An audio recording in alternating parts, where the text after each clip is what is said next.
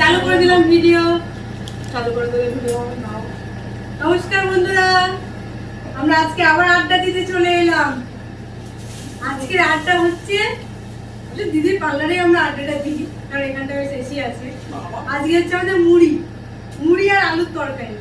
আমি যেহেতু সকালবেলায় ভাত খেয়ে আসি, তাই দুপুরে ভাত খাওয়ার ইচ্ছা খুব একটা থাকে না আমার। আর দিদি কি খেয়েছেন সকালে? ভাত। আগে ভাত খেয়েছে। আজকে আমরা ঠিক করেছিলাম যে আজকে মুড়ি আর আলুর তরকারি হবে, সাদা তরকারি আলু আর ঝুড়ি ভাজা। বাচ্চারা যে কি খেয়েছে সকালে সেই সমাজকে তো দেখাই যাচ্ছে না। এই যে ছাগা হ্যালো সঞ্জনা কি সকালে ছাতু খেয়েছে, চালের মতো পুরাও।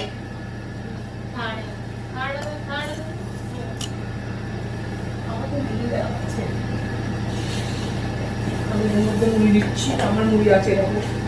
আসলে যা গরম পড়েছে না, গরমে না অন্য খাওয়া যায় না। মুড়িটাই ঠিক আছে। সকালে যেহেতু আমি ভাতটা খেয়ে আসি, আর দুপুরে ভাত খেয়ে না, সেই ভাতটা মুখ দিকে উঠে ওই জন্য আমি তো এখন অভ্যেস করে দিয়েছি দুপুরবেলায় মুড়ি খাওয়া। দিদিও অভ্যেস মুড়ি খাওয়া। আমরা শুরু করেছি সঞ্চারের থেকে মুড়ি খাওয়া। আমি আগে মুড়ি খেতাম না, সঞ্চারের থেকে আমরা শিখেছি। আমি শিখেছি, আমার থেকে দিদি শিখেছে।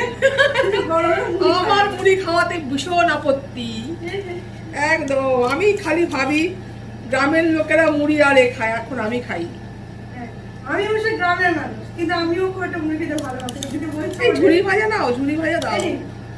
শশা না, এটাতেই ভালো লাগে।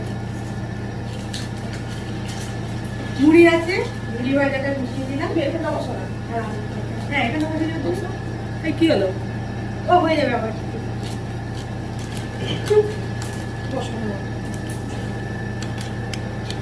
সবাই বলে না লাঞ্চ মেনু এটা রান্না করলাম, ওটা করলাম, সেটা করলাম।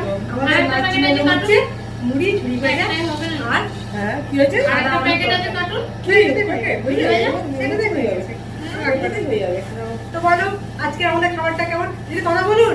তো দারুণ দারুণ খাওয়া মুড়ি, মানে বিশাল আনন্দের খাওয়া।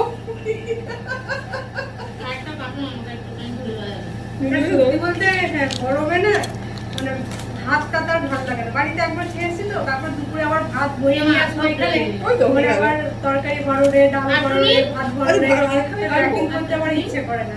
আমি তো এখন টিফিন নিয়েই আসি না, এখানে মুড়ি আনা থাকে ব্যাস, তরকারি নিয়ে আসি, ওটা দিয়ে শসা টসা